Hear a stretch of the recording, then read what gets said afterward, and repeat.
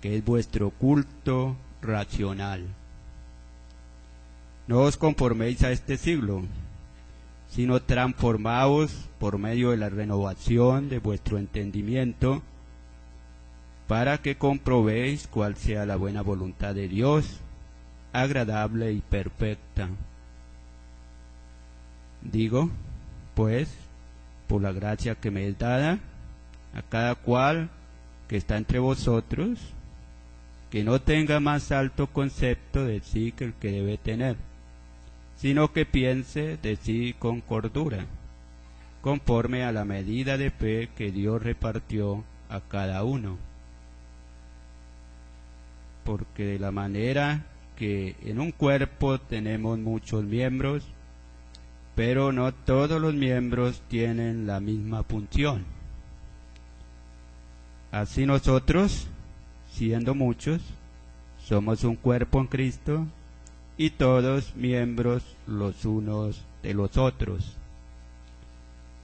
De manera que, teniendo diferentes dones, según la gracia que nos es dada, si es de profecía, úsese conforme a la medida de la fe.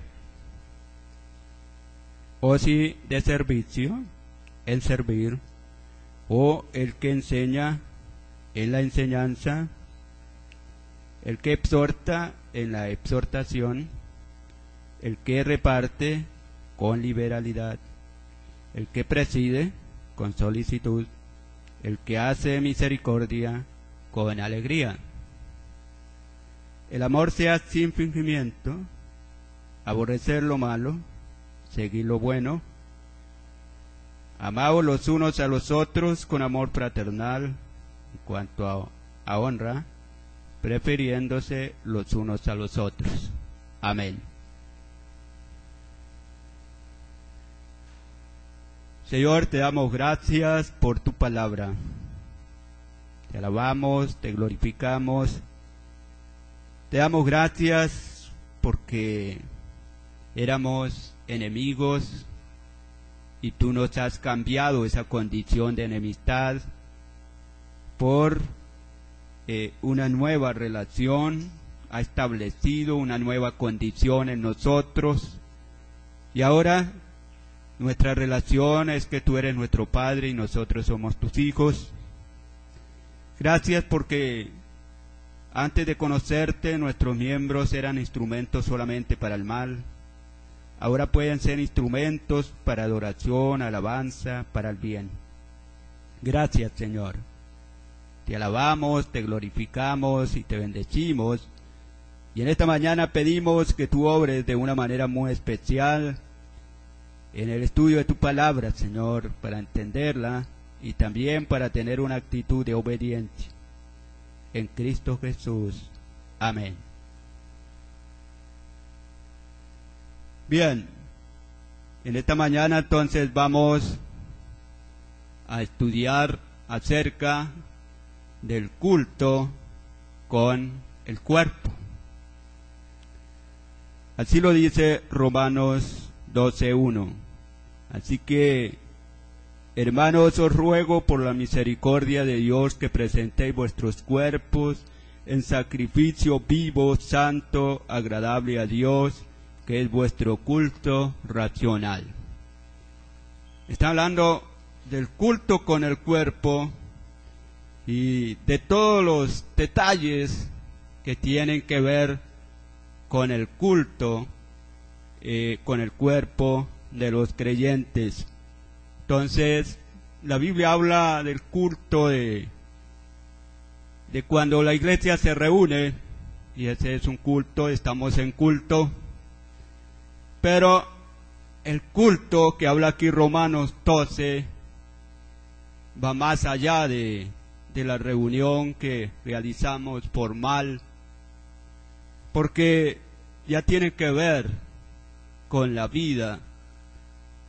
El culto que realizamos congregacionalmente está restringido y tiene que ser, obviamente, de una forma formal, mientras que el culto con el cuerpo no está restringido al tiempo, ni está tampoco formalizado de una manera como se hace con el culto congregacional, que hay que usar un micrófono, un púlpito, unas sillas, que hay que usar un bebedor de agua, ¿cómo se llama eso?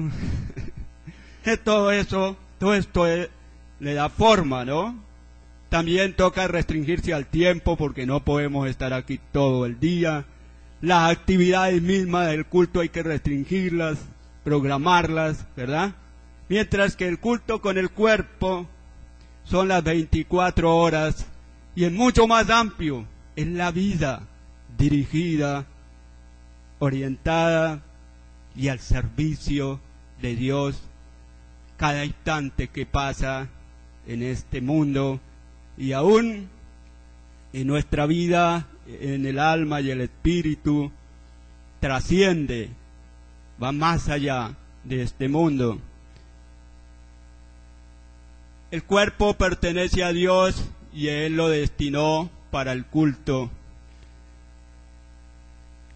El cuerpo, como propiedad del Señor, Él le ha dado una función específica, de tal manera que Él lo ha hecho porque Él es soberano y porque, como es apenas lógico que aquel a quien le pertenecen las cosas, Él puede determinarle un uso a las cosas que domina, que le pertenecen, ¿sí? Entonces, Dios lo ha destinado para el culto a Dios, porque hay culto, ¿no?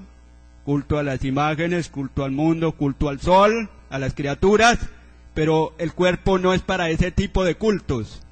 El cuerpo es para el culto a Dios, ¿sí? El cuerpo de los creyentes. Cuando estamos hablando acá del cuerpo, no se está hablando del cuerpo de Cristo colectivamente, ¿no? Sino que cada creyente, ¿no? Obviamente somos el cuerpo, pero que la vida de cada creyente está destinada a rendirle culto a Dios. El culto con el cuerpo es más amplio que el culto congregacional, es lógico, porque es la vida, ¿sí? Y rendir culto a Dios con el cuerpo es un mandamiento de Él en su palabra. Presentéis vuestros cuerpos. Los mandamientos son la expresión de la voluntad de Dios. Siempre que encontramos mandamientos en la Biblia es imperativa para nosotros. Es decir, que la palabra de Dios es una orden, es autoridad para nosotros. Y como autoridad tiene el derecho de exigirnos y tiene la capacidad de hacernos cumplir lo que dice. La palabra de Dios tiene esas facultades y nos lleva a hacer lo que Dios habla, lo que Dios ordena. Por eso dice, mi palabra hará lo que yo le mande y cumplirá los objetivos o propósitos. Eso es. En primer lugar, el carácter del cuerpo de los creyentes por ser instrumento de culto a Dios.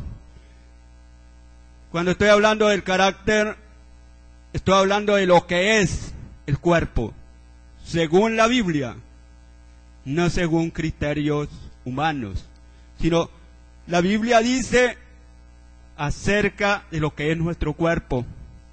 Entonces, es necesario que el cuerpo reúna unos requisitos, que tenga unos principios para poder ser instrumento de alabanza, de adoración, de servicio a Dios. Esos principios Dios los ha establecido en el cuerpo de cada creyente. Entonces, es miembro de Cristo Primera a los Corintios 6:15, nos habla acerca de que el cuerpo es miembro del cuerpo de Cristo. Está ahí en contraste con lo que es la unión con una ramera, ¿no? Tipifica que una relación sexual puede tipificar la unión con Cristo, porque se es un solo cuerpo. Entonces, ¿no sabéis que vuestros cuerpos son miembros de Cristo? Quitaré pues los miembros de Cristo y los haré miembros de una ramera. De ningún modo.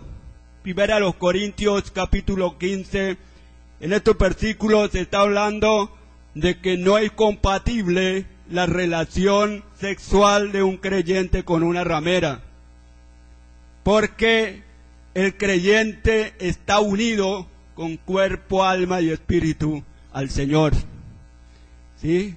Y por eso al unirse, ¿sí?, al unirse a una ramera es como violar ese pacto, esa unión que se tiene con Cristo Jesús, que incluye nuestro cuerpo. Porque algunos piensan, eso es espiritual, ¿no? Sí, estamos unidos al Señor, pero espiritualmente, ¿no? Posicionalmente. No, también tiene que ver lo físico. El cuerpo también está unido al Señor. En el cuerpo habita el Señor. En el cuerpo del creyente habita la triunidad de Dios, Dios Padre, Hijo y Espíritu Santo.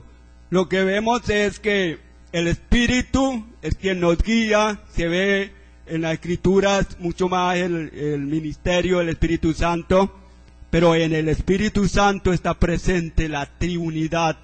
A los Efesios dice que un Dios y Padre en todos y sobre todos y por todos.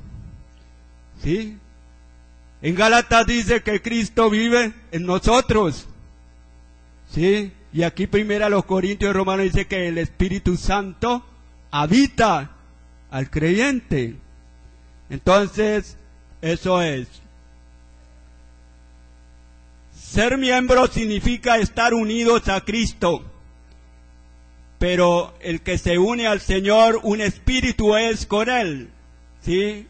Entonces, ser miembros indica estar unidos a Cristo Jesús. Somos miembros los unos a los otros, que quiere decir que nos pertenecemos, que tenemos una función que realizar a favor de los unos a los otros, que somos una unidad porque le pertenecemos a un solo Señor, porque hay una sola fe, una sola palabra, ¿sí? Por eso somos una unidad. La membresía con Cristo incluye la persona en su totalidad, cuerpo, alma y espíritu. No es solamente en lo espiritual, todo el ser que se compone de cuerpo, alma y espíritu. Entonces estamos unidos al Señor completamente, ¿sí?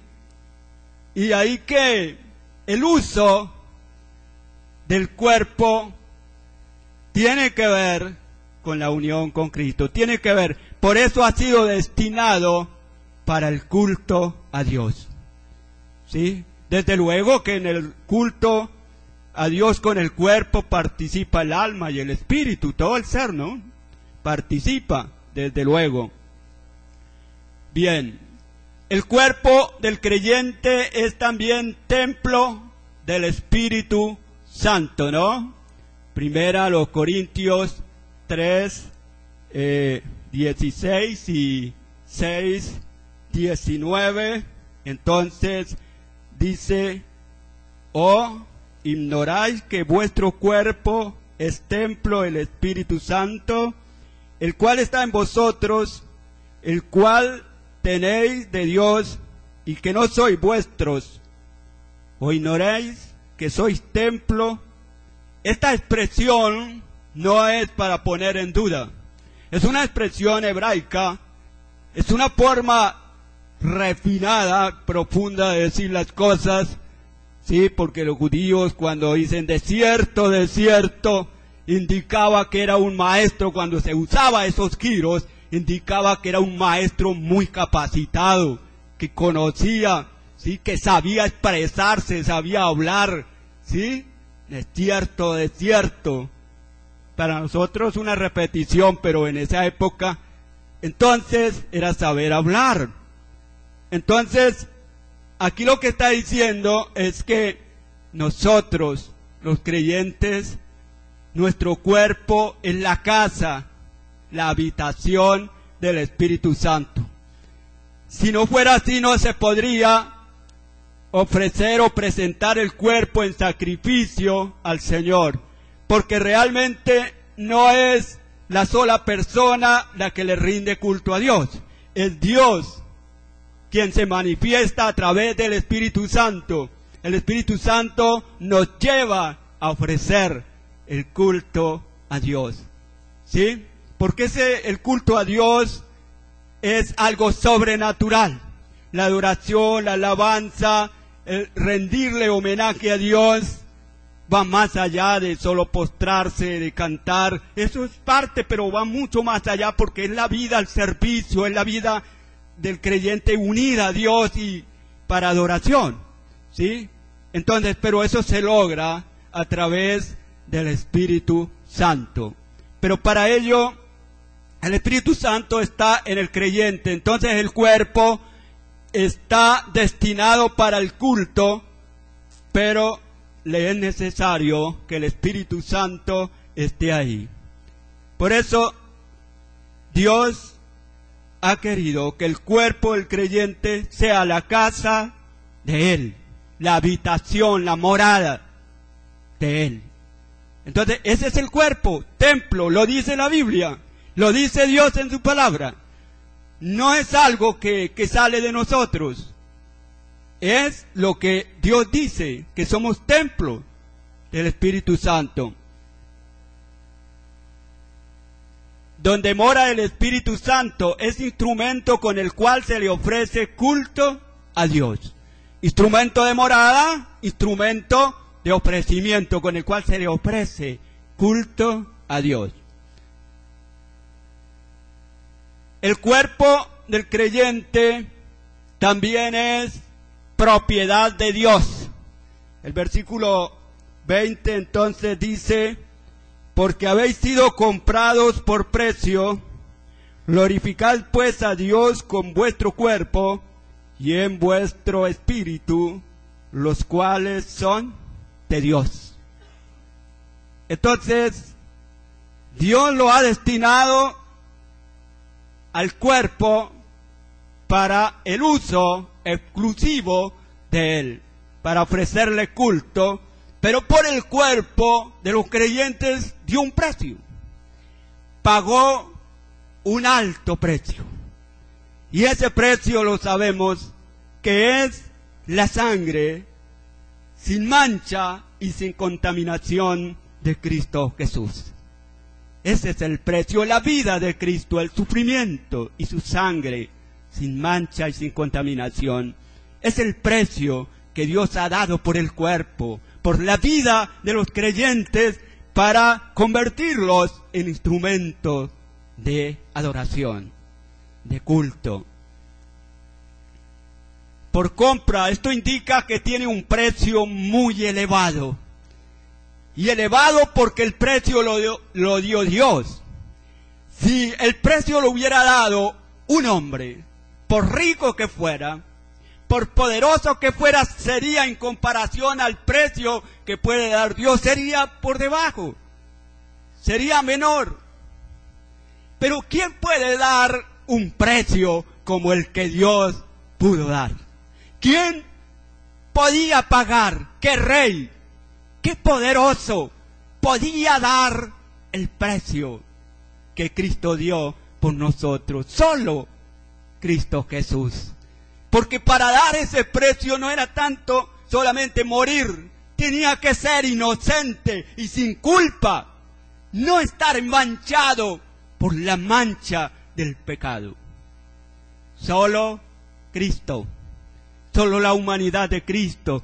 Solo Dios es perfecto, sin mancha y sin contaminación. Santo, santo, santo es Dios. Ese es el precio muy elevado, muy grande. O sea que Dios pagó por el cuerpo. Dios se rinde culto a sí mismo con un cuerpo que tiene un precio muy alto. El precio que Él dio en Cristo Jesús. Compró como propiedad de Dios, tiene un uso exclusivo y determinado por Dios. El culto y la glorificación al Señor. Glorificar. Y aquí glorificar, el contexto es no prostituir el cuerpo. O sea, no tener sexo con rameras, no fornicar. La fornicación, claro que no solamente se da con las prostitutas, ¿no? Porque la fornicación es sexo sin el matrimonio, ¿no? Sin el parámetro del matrimonio. El adulterio, pues, es entonces sexo ya dentro del matrimonio, un casado con otro casado, ¿no? O sea, un hombre casado con una mujer que no es su esposa y que ella es también casada. Si el casado tiene sexo con uno que no es casado, entonces el que no es casado fornica, porque él no tiene ninguna unión, ningún pacto. Pero el casado sí, entonces adultera, porque ese sí tiene un compromiso, un pacto, ¿no? Una unión, entonces adultera. Entonces la fornicación se da a 3 solteros y el adulterio entre casados, dependiendo el caso, ¿no? Bien, entonces, en segundo lugar vamos a mirar que el carácter del culto a Dios con el cuerpo. El carácter del culto a Dios con el cuerpo. Es un sacrificio vivo. Así lo dice la Biblia, ¿no? Y si la Biblia lo dice así, pues así es. Así hay que entenderlo. Así hay que vivirlo. Así que, hermanos, os ruego por la misericordia de Dios que presentéis vuestros cuerpos en sacrificio vivo, santo, agradable a Dios, que es vuestro culto racional. A los Romanos 12, en el versículo 1, nos está hablando de cómo es el culto con el cuerpo. ¿Sí? ¿Cuáles son las cualidades o características que tiene el culto con el cuerpo? Entonces, lo primero que vemos es que es un sacrificio vivo. Sacrificio en el Antiguo Testamento significa la entrega de la vida de un animal. Se entregaba vivo, pero se ofrecía muerto en el altar. Eso era. El sacrificio indicaba que se entregaba una vida. Esa vida del animal tenía un precio, desde luego. De ahí que el que no tenía el animal y que tenía que ofrecer sacrificio por el pecado, debía comprarlo, ¿sí? Pero tenía que reunir las condiciones, ¿sí? Que fuera alentado, que, en fin, había un ritual para eso. Entonces se entregaba una vida, se entregaba vivo, se llevaba, pero se colocaba sobre el altar, es decir, sobre el fogón. Algunos piensan que hoy en día el altar son bonitas tarimas y todo eso. El altar era un fogón o una chimenea, ¿no? Hecha de piedras, ¿sí? Para los que somos del campo, conocemos esto. Ese era el altar donde se quemaba el animal. Tenía que ser degollado. No podía morir de ninguna otra forma. ¿Por qué? Porque eso indicaba, tenía que haber derramamiento de sangre, porque cada animal que moría en el altar estaba anunciando que venía Cristo a derramar su sangre. ¿Sí? Eso tipificaba. Entonces estaba anunciando. Por eso, el animal cuando ya se prendía el fuego, no estaba vivo, estaba muerto. Y se quemaba y se ofrecía al Señor muerto. ¿Sí? Muerto. Ahora, ya pasó ese tiempo de esos sacrificios. Eso tuvo un significado, un valor. Fue ordenado por Dios, había que hacerlo, porque Dios lo había ordenado. El pueblo tenía que hacerlo. Pero ya en la manifestación del Hijo de Dios, en el cambio de los tiempos, en el cumplimiento del plan establecido por Dios en lo relacionado a la salvación, Cristo se ha manifestado. Y ya Él ofreció el sacrificio por todos los seres humanos. Primera de Juan dice que no solamente por lo de nosotros, sino por los de todo el mundo. Él ya ofreció ese sacrificio en la cruz. Derramó su sangre, murió, resucitó y ascendió a la diestra del Padre, y allí está exaltado hasta lo sumo. No solamente allá, sino que su presencia trasciende, está en nosotros, está en toda parte, porque Él es Dios. Pero ha querido, a partir de ese sacrificio, los sacrificios del Antiguo Testamento pasaron, el sacrificio de Cristo ya es un acto consumado, los efectos son eternos, porque de la muerte de Cristo da como resultado para todo aquel que en Él está vida eterna, perdón eterno, unión eterna con Dios, y eso es por siempre. Pero ya ha querido que ese sacrificio, con sus efectos es eterno, el acto pues ya pasó, ha querido que un nuevo sacrificio, un sacrificio más, el sacrificio de los creyentes, que se rinde cada momento, cada día, cada semana, cada mes, cada año que vivimos. Estamos ofreciendo ese sacrificio. No es por nuestros pecados, no es para pagar nada de nuestra salvación, no es para ser más santos, más espirituales, sino para funcionar, para ejercer, para ser instrumentos, para que se cumpla lo que Dios ha establecido, que nuestro cuerpo es para el culto hacia Él. Entonces, ese sacrificio es la vida rendida al Señor, la vida dirigida por el Señor, nuestra vida al servicio de Dios. Ese es el sacrificio. Pero para ello el Señor nos compró. Para ello el Señor ha hecho una obra de limpieza, de restauración, de nueva vida. Eso es. Con el cuerpo quiere decir, es el reconocimiento de que la vida le pertenece a Dios y que por eso es solo para ofrecer sacrificio al Señor.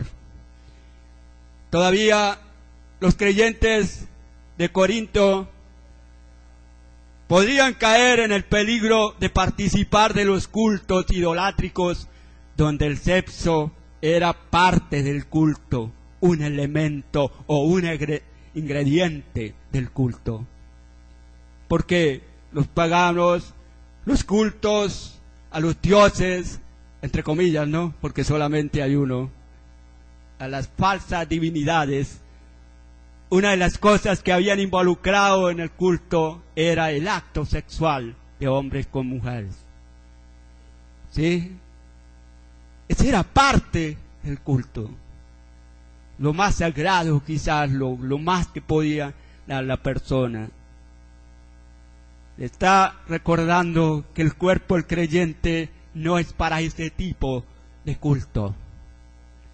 Que el culto a Dios no incluye la fornicación. no incluye. Ya el Señor nos ha apartado de eso. Entonces, en la vida, ¿sí? Con el cuerpo es el reconocimiento de que la vida. Pero un poco más allá de reconocer es que apartamos el cuerpo del pecado. Apartamos el cuerpo. Nos abstenemos de hacer con el cuerpo, con la vida, todo aquello que Dios nos prohíbe. Y solo nos limitamos a dejarnos llevar por Dios y hacer aquellas cosas que Dios ha determinado que hagamos con nuestros miembros, como es el culto, la adoración, el servicio a los hermanos con el don, las buenas obras que Dios ha preparado de antemano. Esas sí son funciones que debemos realizar con nuestro cuerpo. El cuerpo es santo.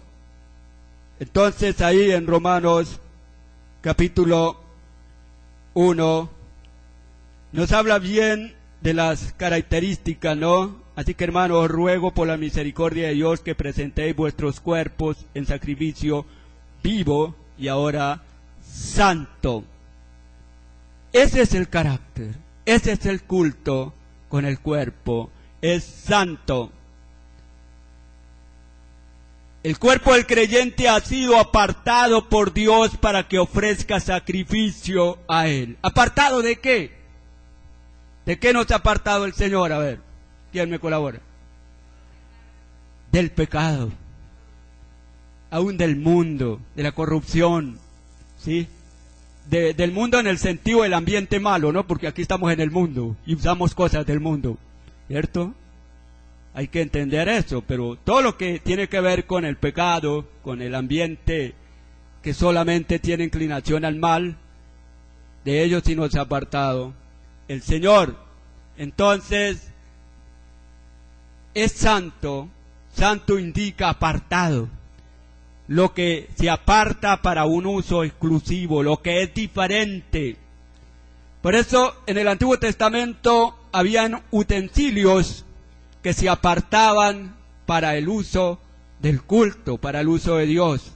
Eso indicaba, por ejemplo, que en la olla donde cocinaban la carne, el sacrificio, esa olla no se podía llevar a los paseos, ¿sí? Ahí no se podía hacer el almuerzo de la comadre, para invitar a la comadre. Era solamente para eso. Es más, los sacerdotes estaban apartados para el Señor. Eso quería decir que un sacerdote no podía irse por a manejar un barco, porque su oficio era para ofrecer sacrificio al Señor, para interceder por el pueblo. Estaban apartados para un uso exclusivo. Entonces, Dios también nos ha apartado el cuerpo para un uso exclusivo. Por eso dice, siendo el cuerpo la casa del Espíritu Santo, no puede ser la casa de otras cosas.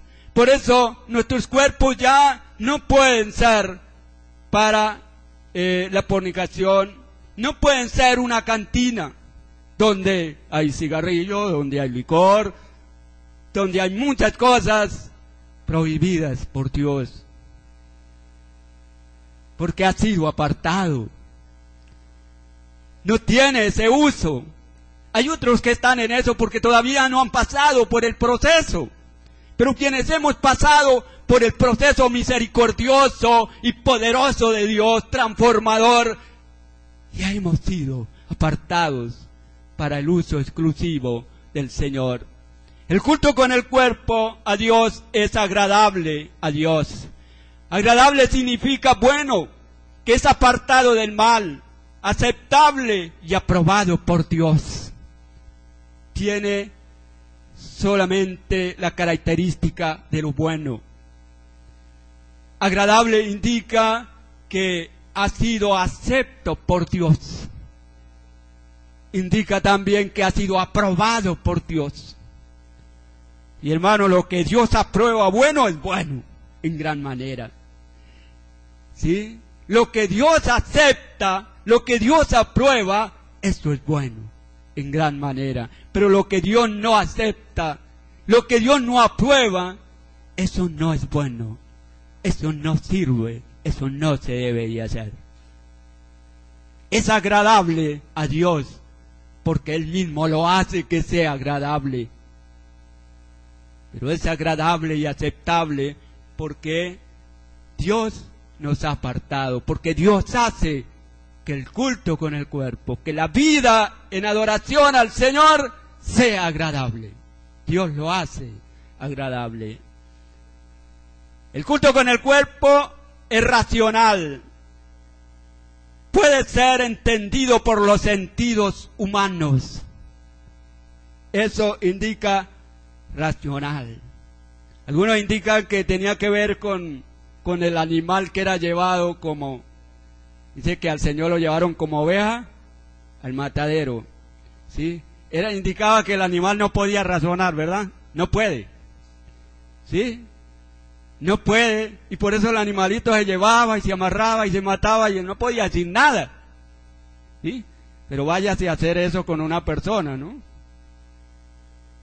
Isaac preguntó, ¿y dónde está el cordero?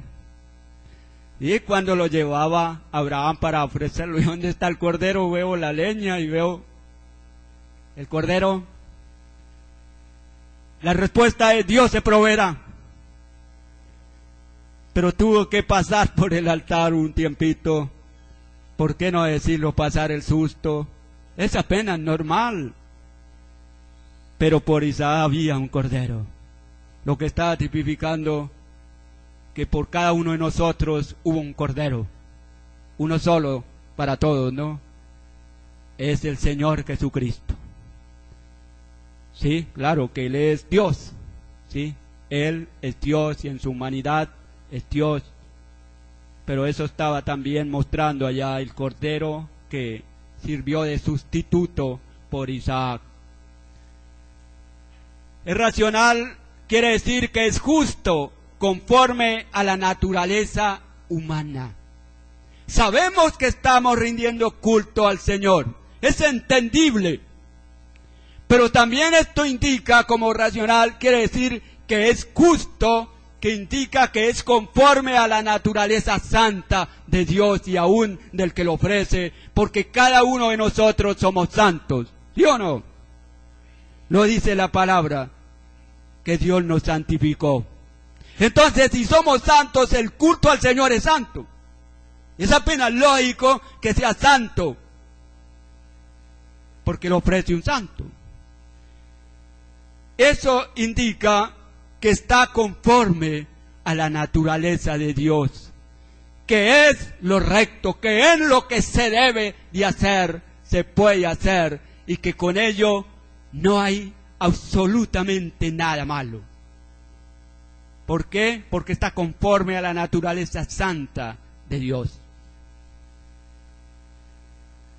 En tercer lugar, acciones imperativas para el culto con el cuerpo. ¿Qué quiere decir imperativas? ¿Ah? Son mandamientos, ¿verdad? Sí, imperativo quiere decir es orden, ¿sí? Coloco acá porque son acciones, pero al mismo tiempo son mandamientos que Dios nos manda, ¿sí? Donde participamos con la acción, pero es una orden hacerlo. Entonces, Romanos nos dice que, así que hermanos, os ruego por la misericordia de Dios que presentéis. ¿Es una orden o no es una orden? Presentéis. Ahí va una acción, ¿sí? Pero es imperativo, no es opcional. Porque ahí no dice si ustedes quieren y ustedes pueden, ¿no? Si de pronto se les ocurre, ¿sí? ¿No? Aquí no hay ningún tipo de negociación. Aquí es que hágalo y punto. Eso es. Presentar el cuerpo en sacrificio a Dios. Es reconocer que el cuerpo y la vida le pertenecen a Dios y que están destinados por el Señor para el culto y el servicio a los hermanos. Hay que dejarnos usar por Dios en la adoración y la alabanza. Dios pone esa necesidad en nosotros. Dios nos lleva a adorarle, a ofrecer nuestra vida. Pero puede darse la situación de querer resistir a esa obra de Dios, a esa dirección, a ese manifestar de Dios. Entonces, aquí es un mandamiento a presentar, a reconocer, ¿sí?, que la vida le pertenece al Señor, que no nos pertenece a nosotros, ¿sí? Pero es la disposición de todo el ser del creyente ante Dios, incluye la actitud del creyente. Tiene que ver con la disposición, con la actitud de servir al Señor. Siempre recordamos a aquel muchachito que molestaba tanto en la clase. ¿Hay algún profesor por acá de clase? Porque no quiero chocar con él. ¿Ah? Y ese muchachito ahí molestando, ¿no? Que se siente, que se esté quieto. Hasta que por fin logró que se sentara, que se tuviera un poco quieto. Le dice el profesor, ve que sí se puede, ve que sí se pudo estar sentadito y quieto. Y él le dice, profesor, por fuera estoy sentado y quieto, pero por dentro estoy parado y dando guerra. La actitud, tiene que haber una actitud de servicio, de rendimiento al Señor, una disposición. Eso es, lo demás el Señor nos lleva. El Señor obra en nosotros porque el culto a Dios con el cuerpo es sobrenatural, la obra misma de Dios. Pero puede darse la idea de que le resistamos a no dejarnos llevar, a no dejar que Dios se manifieste en nuestras vidas. Y claro que Dios lo hace, y por eso a veces tiene que usar la disciplina. Y dice en el Salmo 32, no seáis como el mulo o como el caballo que tienen que ser atraídos al dueño con cabestro. Porque no se acercan voluntariamente, claro, ¿no? Un animal como va a acercarse, ¿no? No razona. Pero aquel que resiste a Dios es comparado como con alguien que no razona. Que toca utilizar un elemento para traerlo, para tenerlo ahí. Entonces, en la disposición. Otra acción imperativa es huir de la fornicación con el cuerpo. 6:18 al 20, la primera carta a los Corintios, versículo 18, dice, huid de la fornicación.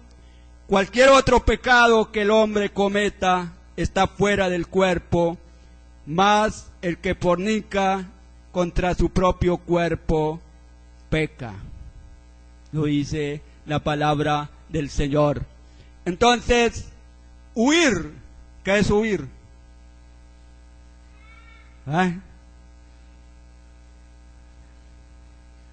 Bueno, en el contexto normal será pues salir en carrera. ¿Sí? Es apartarlo de la actividad sexual con prostitutas, de la fornicación, en el contexto allá que había del culto. Claro, hoy en día no hay esos cultos en nuestro medio así tan común. Hay algunas sectas que lo usan, y aquí en Cúcuta hay sectas que usan, me han contado, rituales donde incluyen el sexo. Claro, me han contado, pues, no sé si será exactamente, porque a veces puede haber especulación, ¿no? Entonces, pero lo usan. Y entonces, algunos no, pues como eso es para Dios, y el cuerpo es de Dios, instrumento de Dios. Sí, pero Dios ha diseñado la función específica para el cuerpo, y es la adoración, es el culto a Dios. Entonces, ¿qué es huir? Es apartar. apartar el cuerpo, apartar la vida, ¿sí? Para el Señor, es abstenerse, ¿sí?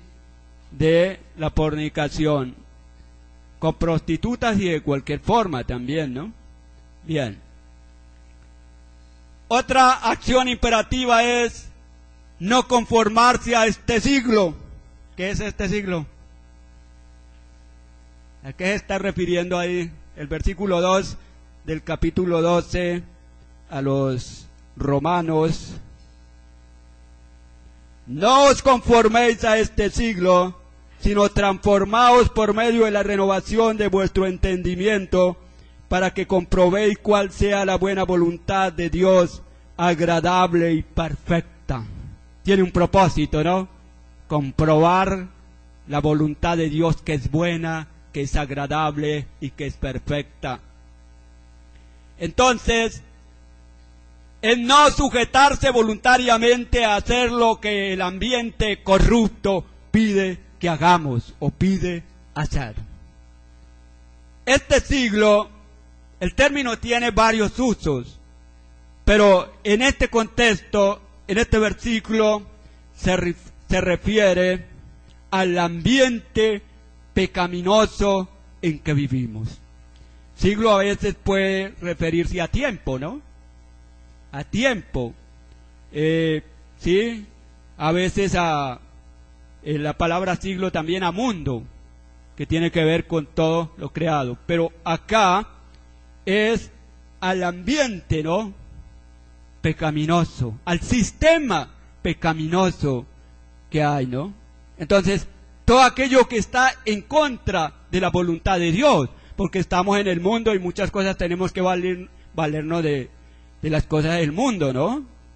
El sustento, el vestido, la salud, hay muchas cosas y esas son del mundo y tenemos que usar esas cosas, ¿no? Pero hay un ambiente pecaminoso, hay unas cosas que sí no debemos hacer. Entonces, el mundo por su naturaleza siempre pide y provoca hacer lo malo, de acuerdo a su naturaleza. Ahora, el ambiente pecaminoso en que vivimos, apartado de Dios, en contravía, en enemistad con Dios, está siendo producido por un carácter pecaminoso totalmente contrario a la voluntad de Dios, y ese es Satanás. Satanás está influenciando. Satanás tiene dominio en el ambiente, en el sistema que vivimos pecaminoso. Él tiene dominio. Y aparte de eso, todavía cada creyente tiene una naturaleza pecaminosa, que su carácter es depravado, que sus inclinaciones son continuas al mal, porque esa es su naturaleza. Por eso tenemos que no someternos, no hacer lo que nos pide ni el mundo, ni Satanás, ni aún la naturaleza pecaminosa que nos habita. ¿Sí? Es abstenernos de eso. Entonces, en no sujetarse voluntariamente a hacerlo, porque ese es el peligro, ¿no? De someterse voluntariamente, ¿sí? Y acomodarse a lo que va saliendo, a lo que el mundo le va diciendo, como los que iban a vender el burro, ¿no? Y entonces se fue un anciano y un hijo a vender el burro, un burrito, ¿no? Vender un burrito. Y ya habían caminado un poquito de la casa y se encontraron un grupo de personas y le dijo el grupo: oye, ¿para dónde van? Para el pueblo a vender el burro. ¿Y por qué no se le montan y llegan más rápido y frescos? ¿Sí? Ah, pues lo hicieron así. Entonces se le montaron. Más adelante se encuentran otro grupo de personas. ¿Para dónde van? Para el pueblo a vender el burro. Pero así, esos dos montados en el burro, llega cansado, no alcanza a llegar. ¿Y por qué no se baja el muchacho y que monte solo el abuelo? Bien, así. Siguieron más adelante y otro grupo de personas. ¿Para dónde van? Para el pueblo a vender el burro. Y le dicen al abuelo: ¿y este viejo que ya está para morirse? ¿por qué no monta mejor el muchacho? El muchacho tiene futuro.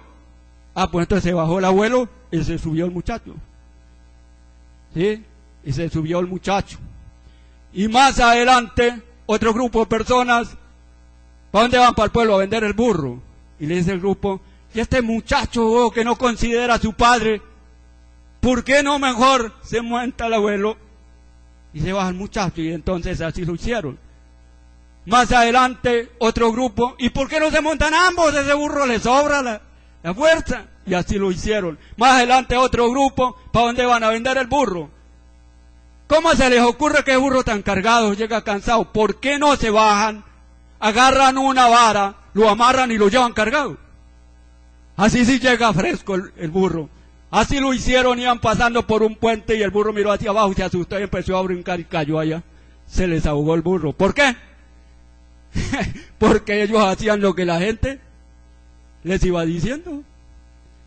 Mire, quien no tiene algo establecido, quien vive de lo que digan los demás, no llega y no logra nada. Por eso el mundo nos va a pedir que hagamos lo que no es. Pero nosotros tenemos ya establecido, ya Dios nos ha establecido lo que debemos de hacer. Tenemos que someternos a eso. No podemos oírle al mundo, no podemos oírle a Satanás, no podemos oírle a esos grupos que no saben lo que realmente hay que hacer. Nosotros sabemos qué es lo que hay que hacer con nuestra vida. No podemos vivir de otras voces, de otras enseñanzas fuera de la palabra del Señor, porque terminaremos entonces mal. Claro, no vamos a terminar perdidos, pero porque eso es seguro en Cristo Jesús, pero es obedeciendo al Señor. Hay que obedecerle al Señor, no a lo que dicen diferentes grupos. Pasamos. Transformarse por medio de la renovación del entendimiento. Es someter la mente al Señor para recibir la transformación que se expresa por el entendimiento. ¿Quién puede cambiar la mente por sí solo? Nadie, solo Dios. Pero tenemos que someternos al Señor, someter la mente, y Él guarda nuestros pensamientos y nuestro corazón en Cristo Jesús, Señor nuestro. Filipenses 4:8 está hablando de cómo debe ser la mente, de cuáles son las cosas que deben de haber en la mente, y cómo el Señor guarda la mente, guarda nuestros corazones en Cristo Jesús. Y dice, por lo demás, hermanos, a los Filipenses 4:8, por lo demás, hermanos, todo lo que es verdadero, todo lo bueno, todo lo justo, todo lo puro, todo lo amable, todo lo que es de buen nombre, si hay virtud alguna, si algo digno de alabanza, en esto pensad. Lo que aprendiste, si recibiste, si oíste, si viste en mí, esto haced, y el Dios de paz estará con vosotros. Eso es una mente que produce el plan de Dios, que produce los pensamientos de Dios, la obra de Dios. ¿Sí? Entonces, es tener y ocupar la mente con las cosas que Dios manda. No se puede tener ahí el famoso vacío mental, ¿no? El vacío mental no se puede. Porque si la mente no tiene lo de Dios, entonces tiene que tener lo otro, pero el vacío mental no existe. Entonces, tratando algunos de hacer ese vacío mental, es donde aprovecha Satanás para llenar ese vacío. La mente tiene que estar ocupada y tiene que tener las cosas que tiene que tener, lo que Dios ha establecido, ¿sí? El no juzgarse como el mejor, porque en el cuerpo de Cristo todos los creyentes son miembros los unos de los otros. Que ninguno tenga más alto concepto de sí, no se crea el mejor, pero esto es en sí no ser juez de sí mismo, ¿sí? ¿Por qué? Porque nadie es el mejor. En el cuerpo de Cristo todos nos pertenecemos unos a otros, tenemos las mismas bendiciones, y es más, no necesitamos, porque aquí de los miembros se está hablando, es que para un cuerpo se requieren muchos miembros, y se requiere que esos miembros estén funcionando para que sea cuerpo. Entonces, nos necesitamos unos a otros. Aquí no hay nadie más, nadie es más importante, más autosuficiente. No, nos necesitamos unos a otros. Esa es la mentalidad correcta. Eso es lo que enseña el Señor, ¿sí? Glorificar a Dios con el cuerpo es otra acción imperativa. Primera a los Corintios 6:20, entonces nos habla, glorificar a Dios con vuestro cuerpo. Dice, porque habéis sido comprados por precio, glorificad a Dios en vuestro cuerpo y en vuestro espíritu, los cuales son de Dios. ¿Sí?